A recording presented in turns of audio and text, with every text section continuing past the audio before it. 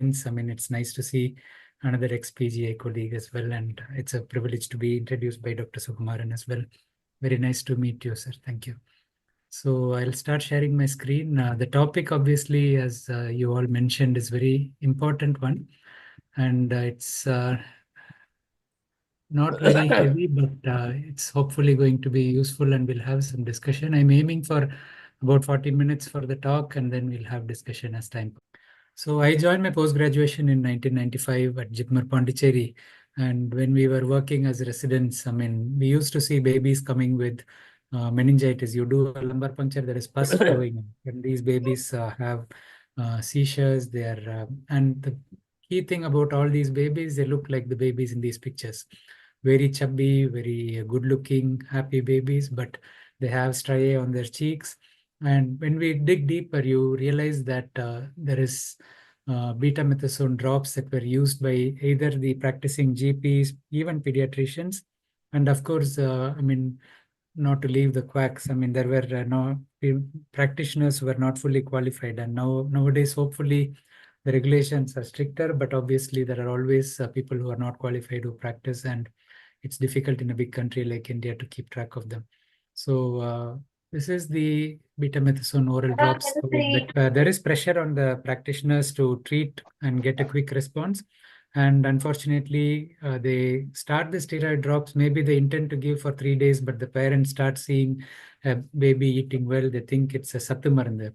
So in Tamil Nadu or Pondicherry, they call them sattumarundu, and the babies get chubby. And obviously, the main response is on their immune system. These babies become immunocompromised. Some of them come with stroke due to hypertension. So it's unregulated use. Here, there are two things. The practitioner who is starting the treatment doesn't educate the family, and also they're using it for unindicated reasons. For example, a viral infection, bronchiolitis, cold. These are not indications to use steroid. So on my YouTube channel, I have made many videos to cover overtreatment, either shorts or even longer videos. So this is one of them, oral steroid. Even in UAE, the use of prednisolone, it started for asthma management, but now they are using it for viral infections, viral Vs as well. So again, if the stress is not there for the parents to stop it within the recommended period, and the pediatrician doesn't recommend it unless it's clearly indicated for asthma episodes, it's going to be overtreatment here. And I see many comments on prolonged jaundice needing phenobarbital in the community. And of course, we do a lot of interventions in neonatology on a regulated basis. This is one area where if you have a regimented approach, you're going to overdo things. So individualize your practice. I will discuss that as well. And so many babies with watery stools in a breastfeeding baby who is otherwise thriving. Many parents are told that the baby has lactose intolerance. They go off feeds, change the formula to lactose free, and disrupt the breastfeeding. So it happens quite often as well. And we diagnose urinary tract infection based on a bag urine and give them broad spectrum antibiotics for a longer duration. So this again is not ideal. And the same issue with the loose stool. So stool reducing substances are often done when it is not indicated, and we overtreat them. So these are simple examples. You can review these short videos, but we'll be discussing some of them as we go on as well. So the goal of medicine is to support good health, and health is not just the absence of disease, but also the state of mental and physical well-being. I'm not intending to cover our community medicine here, but just to recap.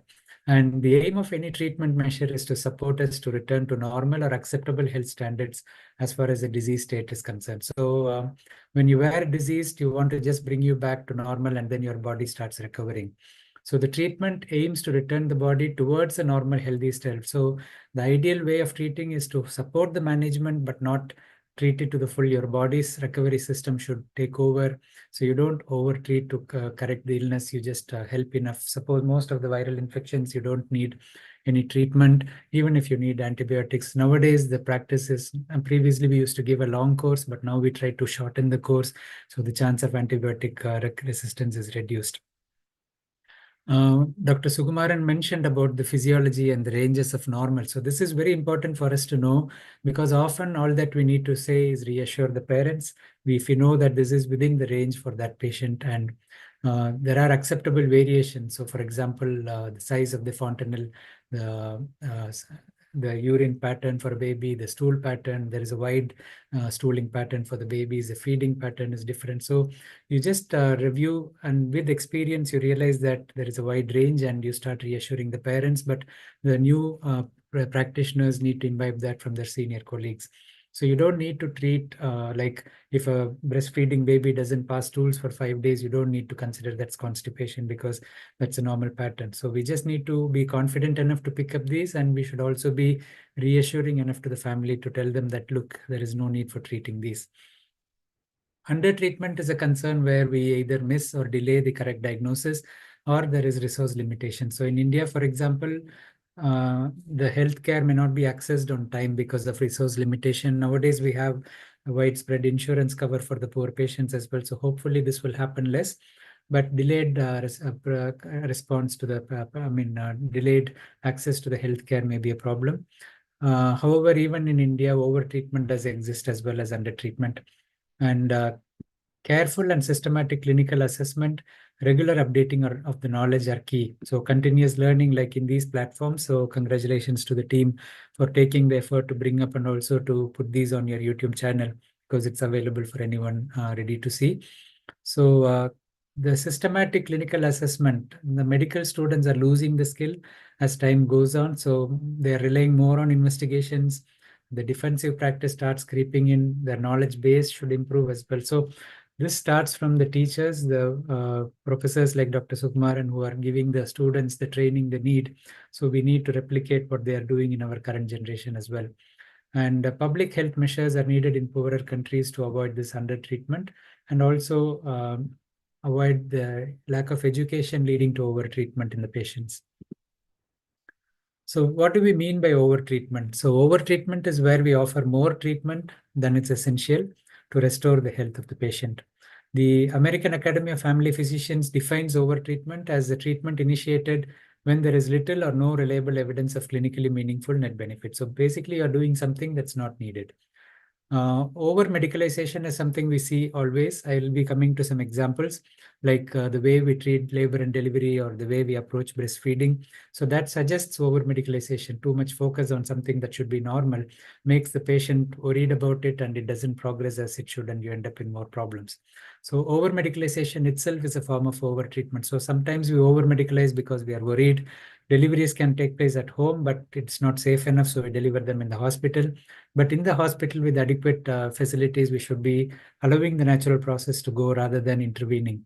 So often we see a rise in cesarean section because the obstetrician has a set pattern of intervening. If the baby doesn't come out by 5 p.m., they have to do a CS and so on. So there is a very nice article from Singapore, and this pitfalls of overtreatment, and some of the key aspects that I will be presenting is taken from this article as well. So the overtreatment leads to overuse of services. So sometimes the physician is not confident enough, so they may start sending unnecessary investigations, unnecessary X-rays, labs. So you're overusing those, overloading the system. You may also be sending referrals where it is not needed. So a cardiologist or a nephrologist may be seeing a patient which you can manage yourself. And over testing, I mentioned.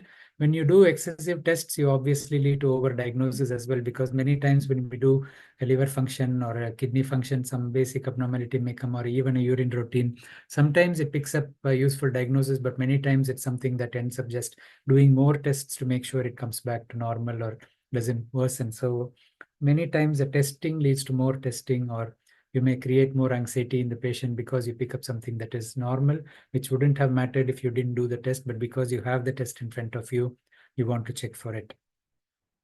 Again, there are non-medical everyday problems which are medicalized. So even a mild cold, for example, or a headache, which can be symptomatically managed, the patient comes to the physician, then the physician feels obliged that they need to look for more than just the reassurance.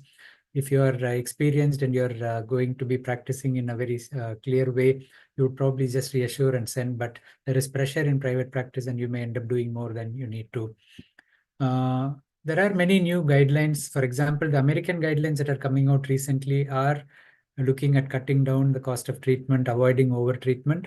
The sepsis guideline, the early onset sepsis guideline from IAP is an example. The jaundice guideline as well, which was recently revised, is an example. So these guidelines support you. If you are reducing the level of treatment, you have a guideline to back you up. So it's very important that we look at new guidelines and update ourselves. And that's why it's important to follow the regular updates, either in the conferences or in the local groups that your colleagues are disseminating. Obviously, you have a busy routine. It's not always easy to read journals and update, but at least the guideline reviews try to go through that. I mean, the IAP and NNF, they're coming out with regular updates as well. And Dr. Ramesh had done a great job as well, bringing up a guideline book from IAP as well. Inadequate communication or education is very important. So between the professionals as well. So for suppose you're handing over a patient adequately, the treatment may not be exaggerated, but if the next physician is seeing a patient as a new patient, they may end up doing more. And same with the referral hospital, getting a patient from outside, you look at what tests were done, only repeat those that are essential to be repeated. Those you can accept the previous results, just go with them. And of course, we explained the risk of not educating the parent when we discussed betnisol or predo, the steroid doses. I mean, if you don't tell them to stop after a certain number of doses and explain that it is dangerous to give more than what is needed, the side effects of the medicines are not explained, they may continue the treatment unwittingly, or they may think it's symptomatic treatment. One common example for that is many patients think the antibiotic with steroid cream for nappy rash is actually a regular nappy cream. So babies come with steroid side effects, even with topical steroid creams, because they saw a good response to the nappy rash. They think it's a nappy rash cream, and no one actually educated them that it has steroids in it. There are 4 important questions that we can train the patients to ask. So this is called the Choosing Wisely campaign. And the patient can ask the physician, do I really need this test or procedure? What are the risks of having the test or procedure? Are there simpler, safer options? And what happens if I do not do anything? So the last question is very important as well. So if these questions are asked, even if the patient, even if the physician wants to prescribe something more, but they know within themselves that they are probably giving for the defensive sake. If the patient themselves are coming out with this question, the physician can clearly tell them, we have the option to treat, but it is safe enough not to treat, or you can offer less expensive or less intensive options. So if the patients are educated, they may come out with this, but actually, as we'll see later, some of the educated patients read from Google and they actually want more to be done. So that becomes a problem as well. So if we educate the patients to ask these questions, the physician who is over-treating may come down to normalizing the care. If you see any of your colleagues over-treating, this is one way to ask them to tone down. They can introspect themselves as to whether this question can be answered. Our patients may not ask us these questions, but we can ask ourselves before we actually prescribe, will it make a difference if I don't give this treatment? And proper education. I mean, sometimes it's just a matter of asking them to come back after 2 days for a review rather than give an antibiotic at that stage. So educate them that giving the antibiotic is not in your best interest. And if you come for a review and check, or if any worsening, we can consider treating. And these education, communication matters. Is over-treatment a problem? I mean, there is no clear data. It's very difficult to quantify because most of the time, only the doctor who is over-treating may know, or even they may not realize that they're over-treating. And the patients, of course, if they have side effects, they will come to someone else and they may tell them it was not needed, but otherwise they may not know. So potentially 30% of healthcare costs are related to over-treatment, but this is a rough estimate. And there is varying implications in the developing world compared to the developed countries. So in the developed countries, it may be rising insurance cost, for example, from over-treatment. But in the developing world, you're actually going to deprive someone who would benefit from the treatment because the cost for the healthcare is limited. And you're instead of spending it on someone who deserves it more, you're over-treating someone else. The USA has been shown to spend substantially more per person on healthcare. However, the results of the health outcomes like life expectancy or disease-specific mortality rates are not significantly better, and actually they are poorer in some of the more developed countries. There is a significant health disparity within the different populations, the Afro-American population, the Hispanic population compared to white population. The Indian and Chinese patients don't fall in that bracket. They tend to do reasonably well because the socioeconomic strata is better than the Afro-Caribbean or the Hispanic races. So that's a different story altogether. But just because you spend more on healthcare doesn't mean you'd have a better outcome. And despite a growing awareness that overtreatment is a problem, it's challenging to measure overtreatment. So it requires defining what appropriate care is in the first place, and this is subjective to an extent. You may have guidelines which tell you, but obviously each guideline caters to a broad group, and there are individual patients who are different. So a physician may feel that this patient deserves a treatment that's not in the guideline, and if he documents adequately the justification, maybe it's okay, but if they just prescribe, the other person who is seeing it may not know. So you don't know the justification for overtreatment in that case if you are not documenting. And quantifying benefits and harms is difficult because the evidence is incomplete or poorly documented. And sometimes the harm happens later. Like antibiotic resistance is not something you would see or measure immediately. It's over time, and we are seeing a great epidemic in the developing world with antibiotic resistance. The threshold between appropriate and inappropriate care can vary among patients and patient groups. So what is appropriate for a newborn may not be appropriate for an adult, and vice versa. And again, each physician or each patient group has a different value and preference. So how do we say that something is a benefit or harm for a particular group? So it's going to be subjective to an extent. So to classify it needs a consensus, which may not happen. There is a lot of subjectiveness in this, and that makes it difficult to measure overtreatment. So we mentioned that in the low and middle income countries, overtreatment can exist with unmet healthcare needs. So this becomes an uneven distribution of health resources. This will happen definitely in all countries to varying levels, but in the poorer countries, it's going to be more. For example, there are the richer people who do the full master checkups, while the poorer people don't even have treatment for their day-to-day illnesses. And there are, of course, the alternative branches of medicine. So we have the Ayush and the controversy related to how much they can do. We have seen that some of the doctors who are trained in Ayush field are actually covering the intensive care units. They're not supposed to do that. And they are prescribing exactly the same medicines that you are allowed to prescribe after so many years of training. So this will also lead to overtreatment because they don't have the depth of knowledge to realize that what they are doing is overtreatment. They may learn some names of medicines and indications, but they won't have the nuances, and they may not have the communication skills, and they won't understand the evidence base as well. So unless they really train again, it's difficult. And if they restrict themselves to routine problems and educate themselves, maybe they will do a good job. But who is going to educate them? Once they jump into practice, they may start focusing on treating the patient rather than learning. So this is a big challenge as well, especially in the Indian setup. So some of you might have watched the episode from Amir Khan on Satyamev Jayate, Does Healthcare Need Healing?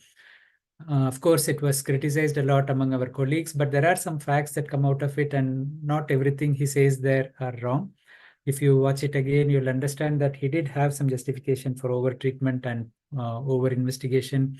We ourselves know some of our colleagues who fall into the over-treatment bandwagon for various reasons. I mean, once they do it on a regular basis, they lose their confidence in actually holding back on the treatment and monitoring the patient and so on, and they find it easier to do it in a certain way.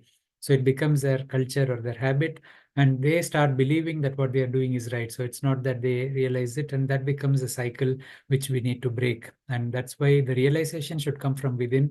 And also, when, as we discuss later, the focus on training the people appropriately is very important. So now I'll discuss some examples related to our day-to-day practice. So we have many obstetric practices which impact on neonatal outcome, and I mentioned the over-medicalization of the normal labor process. I know labor is painful, and we have many ladies in the audience as well. And it's not to criticize the management, but epidural analgesia, as we will see in the next slide, has a significantly increased risk of leading to cesarean delivery. And obviously, you are going to slow down or dampen the contractions because she's not feeling the pain. The pain is part of the process that makes the mother contract the whole coordination of the muscles with the uterine contraction and so on. So if the pain is reduced, the labor process may not progress. That's just common sense. And unfortunately, epidural has become a routine, and timing the epidural earlier than a certain stage. So you're supposed to progress to 4 or 5 centimeters dilation before you give the epidural, but the anesthetist availability, the timing. So you may end up giving it before the labor has progressed. And the most common reason for LSCS is failure to progress after epidural. So we are creating a problem. The other problem is earlier induction of labor than is ideal. So we see a rising rate of deliveries before 39 weeks. All of us know that 39 weeks and above is appropriate to deliver. Below 39 weeks, baby has a higher morbidity. But we end up doing inductions at 37 or 38 weeks for various reasons. You may be able to justify it, but whether it is really justifiable or you are justifying for the sake of justifying is a different story. So this leads to induction on a non-emergency basis for many mothers. And then they don't progress in labor. You may give them epidural on top of that. And then there is a rising rate of CS. And the other problem is once you get a cesarean once, your next delivery is likely to have a CS as well. So it becomes a pattern of repeated cesarean sections because you had one. Previously, we used to do early cord clamping and that habit persists, but we need to educate, and most of the guidelines for resuscitation have incorporated. Thankfully, the pediatricians are supporting this, and we need the championing more, and so that the obstetricians buy into it more as well. So this, I'm not going to spend too much time, but this is the cesarean section rates all over the world. So you have an extreme where you cannot afford to do or you don't have the facility. So this is the only group where the cesarean rate is lower than what the WHO wants it to be. So all the other countries, irrespective of whether it's a developing country or so on, the cesarean rates are increasing year by year. You can see here in 1990, it was like 10 to 15% and up to 20%. But then in the 2010 and now it's even projected to increase more. And it's ridiculously high in some cities. It goes to 50, 60%, which is, and this is all over the world. The pattern is similar. You can see in the developed parts of the world, there is no bottom line because lack of facility is not going to be a factor in these countries. The poorest countries in Africa have a flat line because they don't have the facilities to do the CS. That happens in rural settings. Now the SNCU like settings are available where hopefully they will be able to deliver near the rural parts as well. And we do see maternal mortality because of lack of facilities, but it's improving overall in Asia. It's not as bad as Africa. But this line doesn't give us any hope. It's the opposite side, what we said, under treatment. But when you come to the affordable level, always the cesarean rates are higher. And this is what we discussed about either you induce with oxytocin or you give epidural, the rate of cesarean is higher. The older the mother, the higher the rate as well. And you can see here what a big difference. If you don't give epidural, it's the need for the emergency CS due to a failure to progress or fetal distress is lower. While if you give, it's almost double or even more. And the same with the oxytocin induction. Again, it depends on when you are inducing. If it's a post-term baby, probably they are not going to need CS as much. But again, meconium staining, fetal distress and things may come up. And that's the reason as a mother gets older, if you induce the CS rate is going to be high. So you have to train your team, you have to discuss with the obstetric team. We know that cesarean section has impact on breastfeeding rates. It affects the gut colonization pattern. And this has been shown to have a potential impact on long-term health. So we know that babies born by cesarean in population studies have higher risk of hypertension, diabetes, and so on. We also have a higher chance of early antibiotic exposure through the mother or because the baby has TTN and you end up giving antibiotics in the NICU. So all these are factors which impact the baby long term and also affects the bonding. The breastfeeding, of course, is a lifelong impact as well if it doesn't work well because the mother had CS. So we all know there are multiple reports of preterm and early term births having a poorer outcome compared. So even the IQ level is 5 to 6 points lower. The risk of infection is more. The risk of breastfeeding successfully or the risk of needing treatment for jaundice is higher. So obviously all these have to be considered before you deliver the baby a bit premature. So even if it is 37, 38 weeks, the risk is higher. So try to discourage the obstetrician from inducing or doing an elective section earlier unless it's clearly indicated. And we discussed the importance of delayed cord clamping. So actually it's not something which is optional, it's essential because the oxygenation is happening from the placenta within the womb. The baby is born, the lung opens up and the blood from the placenta has to come back to the oxygenation organ, which is the lung. So it's not the blood which should be outside the baby, it's blood that belongs to the baby that has to come back to the baby. So understand this concept and make sure that the obstetrician understands this as well. And delayed cord clamping is not a choice, it's a necessity. So another sad story is the breastfeeding rates around the world. So there are multiple factors for it. Obviously, modernization of care, over medicalization, focus on breastfeeding being perfect or the mother getting painkillers, cesarean section rates. So you can see, I mean, there is so much effort from the government as well as from the IAP and NNF on breastfeeding, but 46% breastfeeding rates. And most of you would see even in the first month, it drops to 70%. This is around 4 to 6 months of age. And United Kingdom, just 1%. And the United States, 19%. Only the poorer countries have a better breastfeeding rate. And obviously, it's a story of occasional formula feed not affecting the breastfeeding. It's a concept that the parents or the family might have, but it's like the camel in the tent story. The camel wants to put the head alone first, but ultimately it goes into the tent and the shake is pushed out. So that's a story that you can quote to the parents about why they shouldn't give even a small amount of formula, because it disrupts the process of lactation, especially in the first week when the breastfeeding is establishing. If you start giving formula, mother is confused, baby is confused, lactogenesis doesn't progress, and you end up failing. So this is a slide which shows the prevalence of delayed lactogenesis is almost proportional to your education level and where you live. So if you are in rural Ghana, it's a natural process. Majority of the mothers continue to breastfeed on their own without much support. There is hardly any delayed or failed lactogenesis. So it comes up to 22%, 35% as you go to the richer states. This is in US. So the same applies to the urban areas versus the rural areas in India, where we have more family support. The parents, as they get more educated, they are more anxious about it, and they are worried about the baby having hypoglycemia. What if my baby doesn't get enough milk?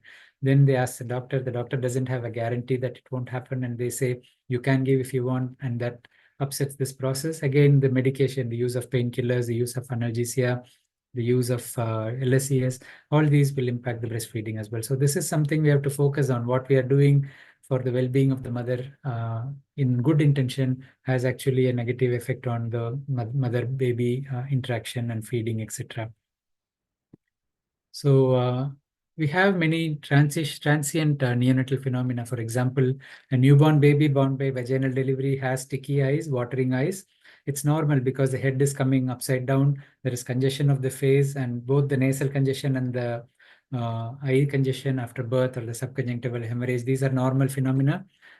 Cleaning and massage should be enough. And also in the older babies, tear duct obstruction is fairly common. So you often see pediatricians just giving antibiotic drops, and all the more they do cultures as well.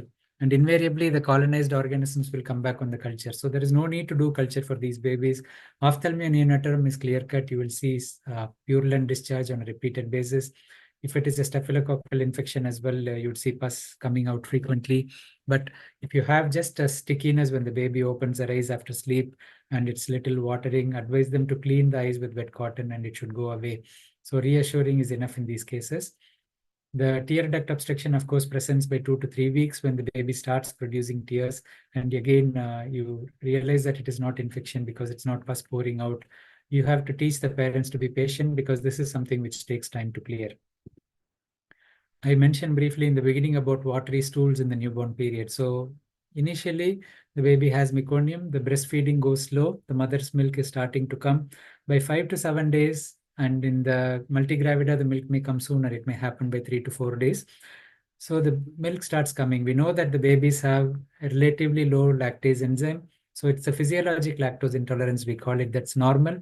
And that is one of the reasons probably why nature wants the breast milk to increase gradually. So the long-term health of the baby is better if the breast milk increases more gradually. If you start giving formula, the baby doesn't digest it. If the baby has hypoglycemia and you give formula, for example, you get significant nappy rash because these babies don't digest the lactose very well. And this is a physiologic lactose intolerance. These babies have watery stools once the milk volume increases, either from breastfeeding or because you gave unnecessary formula. It's adequate to reassure the parents. You can tell them, guide them not to overfeed, because initially in the hospital, we tell them you need to keep feeding every 2 hours, but we don't tell them that once the milk is coming, once the baby gains weight, you can actually slow down on that. You can allow the baby to sleep longer if they're sleeping in a demand pattern. Many mothers continue to wake up the baby every 2 hours and they get into engorgement, they get into this watery stools and nappy rash and so on.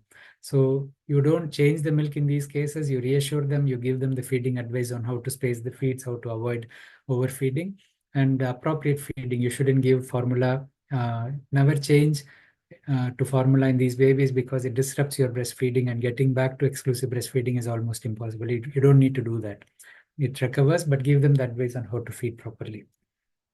Again, prolonged or persistent jaundice. Obviously, it's important to rule out conjugated jaundice because if the jaundice continues, you don't assume it's breast milk jaundice. You need to do a direct bilirubin. You may need to do the thyroid function again if the newborn screen was normal even.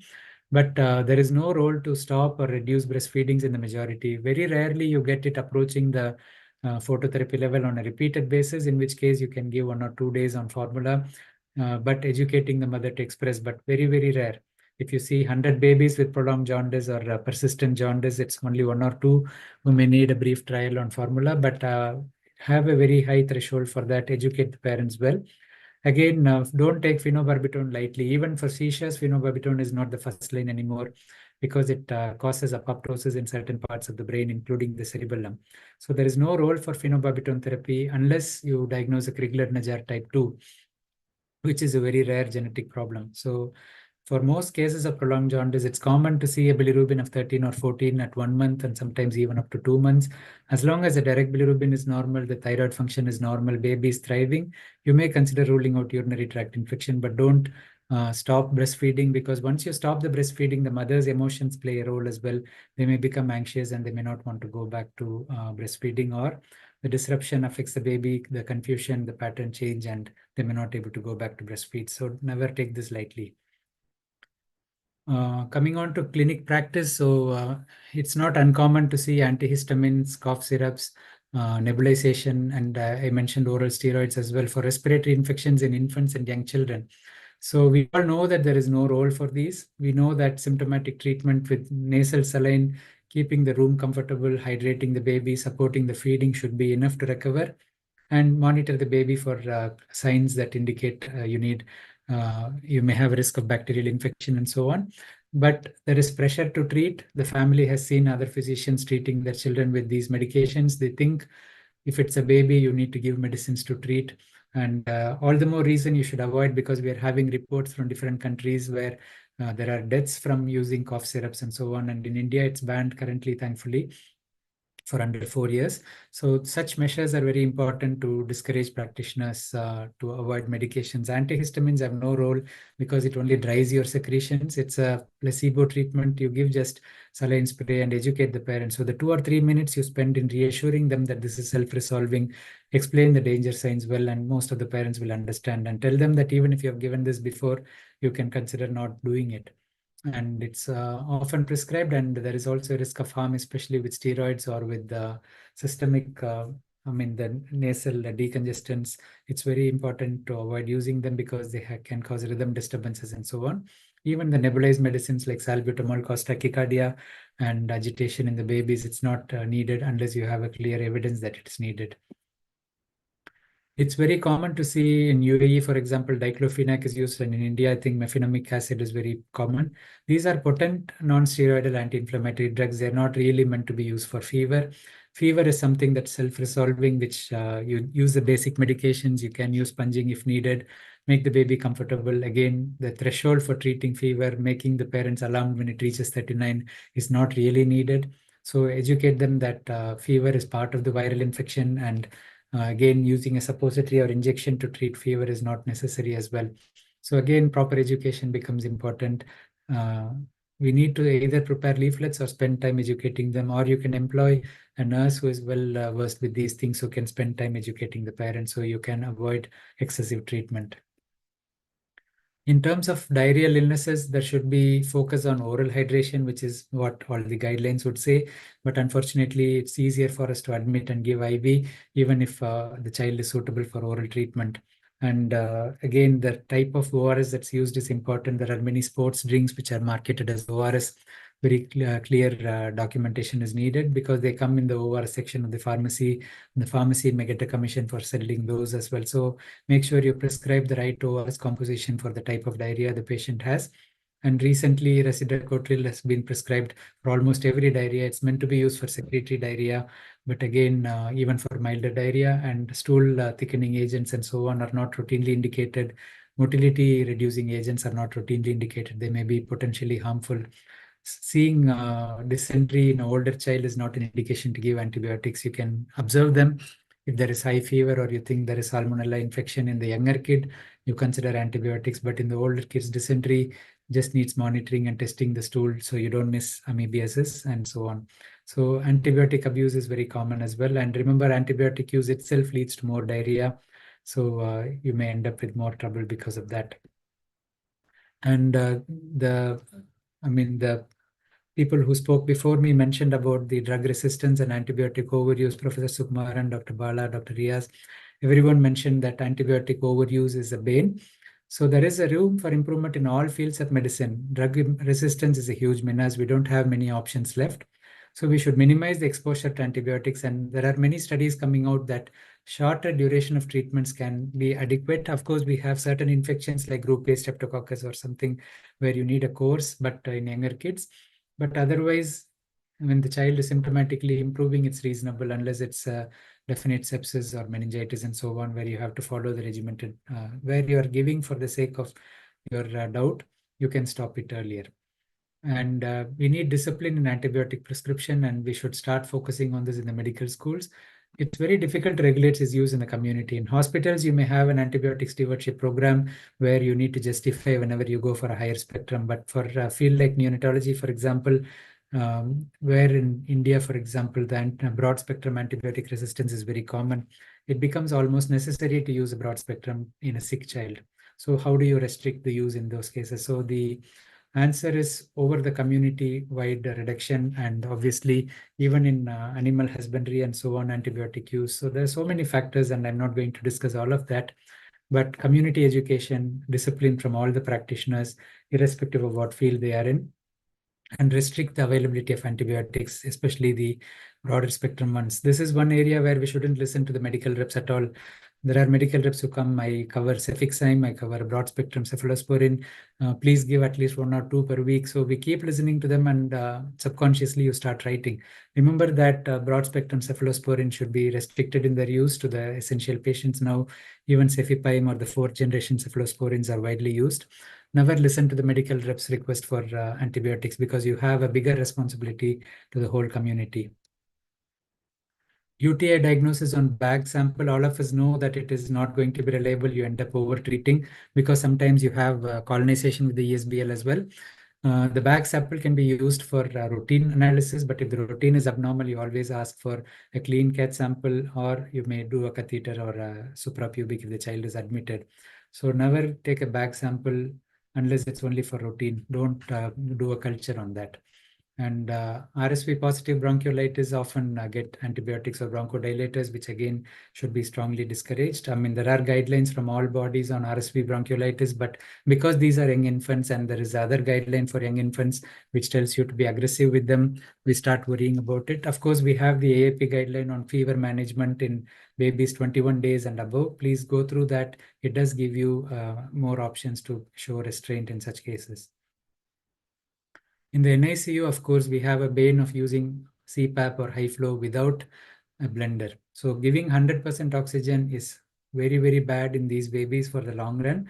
There is a high rate of ROP, and you know that the NNF guidelines covers less than 34 weeks, less than 2 kilo babies, while in the developed world it is less than 32 weeks and less than 1,500 gram.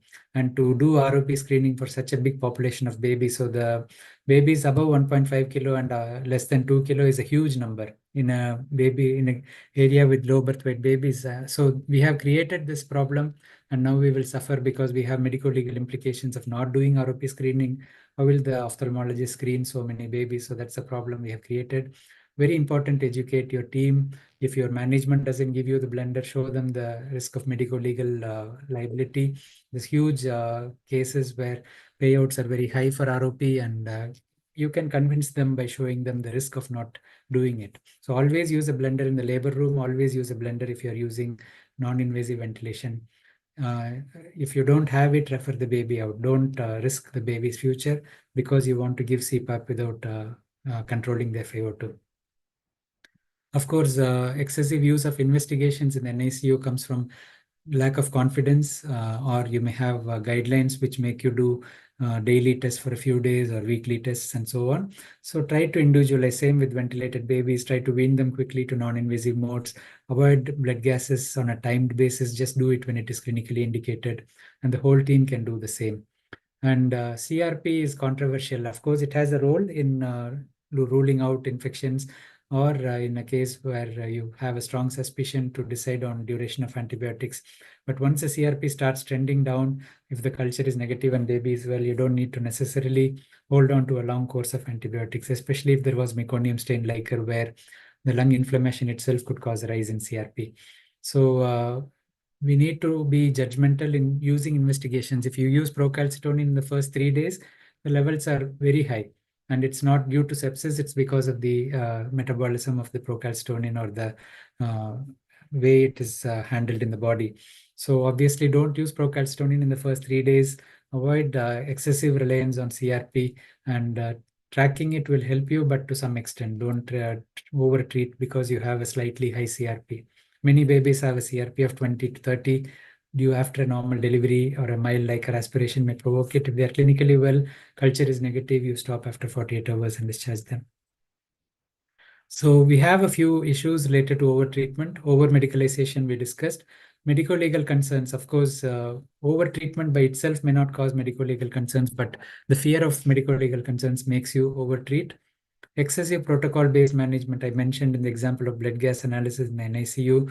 You better off, if you are a senior member of the team, you allow them to decide accordingly. Same with the feed tolerance, feed intolerance, and so on.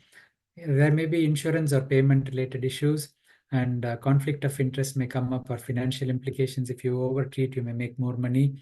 There is pressure from the industry and advertisements related, and pressure from family and peer groups as well. We'll briefly discuss these, but I think, Linz, we have 10 minutes or so, or should we stop sooner? Sir, I think we are actually short of time. Okay, so I'll wind up quickly. So patients are more satisfied when they undergo more tests and treatment, or they receive more medication. They perceive that something is being done for their benefit, so the physician may end up doing more as well. And there is always a risk, either a treatment or a procedure always has a risk of complications. So doing more may end up in causing more harm as well. And you do get false positive results, and we discussed this earlier as well.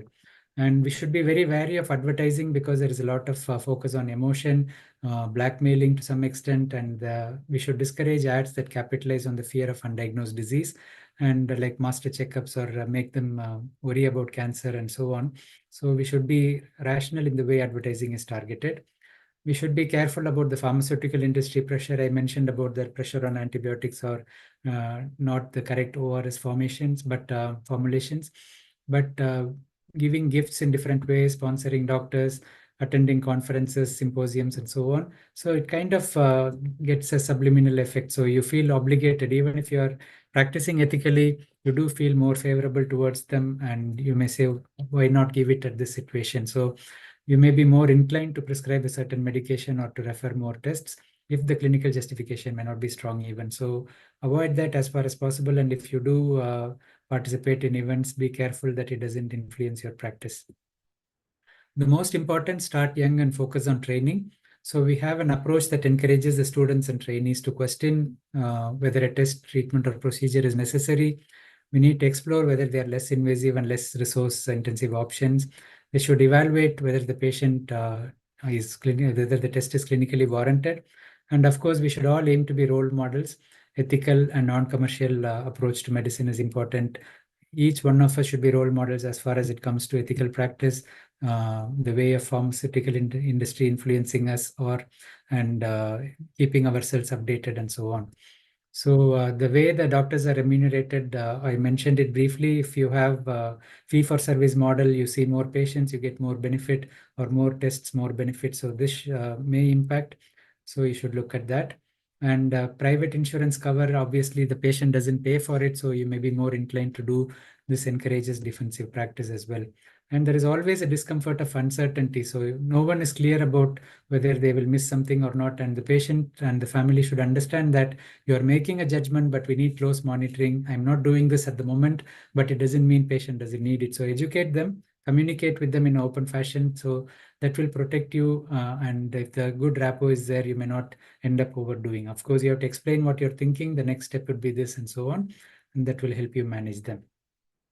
The fear of complaints always results in defensive medicine. So the way the complaints are handled in your hospital or in the community is very important. So some doctors recalibrate their practice by carrying out extra tests and procedures, but it's not ideal to do defensive practice. So you need to clearly document, you need to protect yourself. Again, communication, the patient is aware that you are not doing something, but you're expecting to do it. If any worsening, that will protect you if some other doctor says why you didn't do it. And you document what you're speaking as well.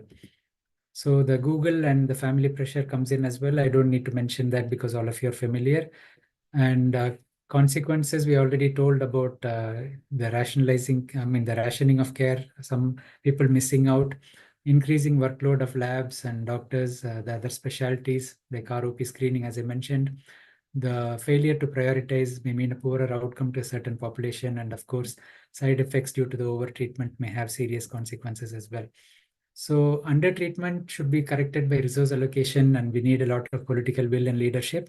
Overtreatment needs education at all levels, constant monitoring, remove financial incentives. We need a stronger government regulation on that. Focus on a gentler, more physiologic approach and encourage patients not to come to you if they have minor problems. Remove the fear of medical legal risk. Educate the society, like either leaflets or meetings for the public in schools. Some of the education is happening through YouTube channels as well. And so you can correct some mindsets of the patients as well as physicians as best as you can. And think carefully about the implications of reclassifying conditions. So we are expanding more, and this causes distrust in the community. We are treating more patients with the lifelong medications, and with the guidelines keep changing. Some days we say coconut oil is bad, some days we say it's good. So the trust in the medical fraternity may reduce. And pharmaceutical industry impact. I mean, this is an example of the cases against Baba Ramdev, for example, for advertising in a wrong way. And close regulation of vaccine updates and evidence-based scrutiny and cost-benefit analysis is important as well. So, for example, typhoid vaccine, 1 dose may be enough, and sometimes you continue to give the second dose. So good and honest communication is important, continuity of care and trust in relationship. We should be humble enough to accept limitations when we communicate with parents, with our colleagues as well. And regular education focusing on what really matters. So strengthen the basics, focus on your clinical assessment, educate your juniors in the same way, and make sure that important updates are disseminated. Don't keep information to yourself, share it with everyone, educate the colleagues as well. And of course, if there are some negative impact happening because someone was trying to be holding back on certain treatment because they want to practice ethically, don't blame. Never blame your colleague for their treatment, and support them, so that this will encourage proper practice and discourage defensive practice. So if you are in the medical council or something, the way you approach the complaints is very important, should give you the trust. So last slide, again, go back to the same questions. Do I really need the test or procedure? What are the risks? Are there simpler, safer options? And what happens if I don't do anything? So you may need to ask these questions yourself before you treat something which is not clearly indicated. If it's a clear indication, of course, you're experienced enough to know that you need it. Don't expect the patient to ask you this in the Indian scenario, but ask yourself this question, ask your colleagues the question, spread the knowledge, spread the effort to reduce overtreatment. So to conclude, remember that do no harm and non-maleficence is an important principle. More care doesn't necessarily result in a better outcome, and being aware of that fosters more realistic expectations, a clearer understanding of the patient's condition and prognosis. So if more patients and patients engage in more doctors and patients engage in a honest and open conversation, you would have far-reaching benefits. So follow high ethical principles, always act as a good role model for colleagues and students. So with that, I'll stop. If you have any questions, thank you. Thank you, sir. Thank you for the excellent presentation. It was actually an eye-opener, this session. especially regarding the use of antibiotics and antipyretics in pediatrics. I think these are the two important groups of drugs which are actually misused. And coming to neonatal part, especially when we are treating TTNB, RDS and all, there are so many units which are actually using antibiotics right and left. So by day 4, day 5, baby might have already received their third line choice also. So it is actually an eye opener, sir. Thank you, sir. Thank you for the session. So any questions or any Linz, we have Dr. Jalil Ahmad, our EB, and a neonatologist with more than 30 years of service. Jalil, hello, sir, sir. please. Hello, welcome, sir. Very good evening, all. Bala, thanks for the opportunity. It is love and nice to see my colleague, Dr. Sridhar Kalyanasudram. He is a very fast-growing YouTuber across the world. And it was a wonderful lecture, Dr. Sridhar. And Thank it is you, Dr. going to be an eye-opener for many issues, what you have discussed in your presentation. And I'm happy that you have mentioned about the breastfeeding rate across the globe. It is surprised to see you mentioned in the UK it's only 1%. And the rate what you have mentioned, it is for the initiation or the exclusive breastfeeding? The 4 to 6 months range. I mean, it's not the early stage. In the early stage, we have 20 to 30% in UK, but it's quite bad. Here in India, the exclusive breastfeeding, the latest IFHS is 63%. But Yes. the initiation of breastfeeding is still, we are fighting hard. It is around, as you mentioned, it is around 42 to 46%. Yes. And excellent. Nice to see you. Thank And you. this role of that is fever management. We never, after taking the action plan for the past 5 years, we never use, Bala knows well, we never use the NSAID for fever control. Excellent. Only we have used the paracetamol, that too in a sick baby IV paracetamol, which you have mentioned already. And you have touched upon all the critical issues in the NICU also. More than that, the ethical factors and all the other issues, what you have discussed, it is a boom for the young neonatologists across the globe. Anyway, Thank very you, nice Doctor. to see you. And we'll hope continue this kind of lectures in Tamil Nadu also. Thank you so much. Thank you, Linz, for having Bala. Thank you very much. Thank you, sir. Thank you for attending. Myself and Sridhar worked in Ramakrishna Hospital during the DM initial period. Okay, Yes. great. It was a great Very experience. great. Thank you, Dr. Jalil. Thank you so much. Thank you. Thank you. Convey my regards to Vidya also. Sure. Thank you.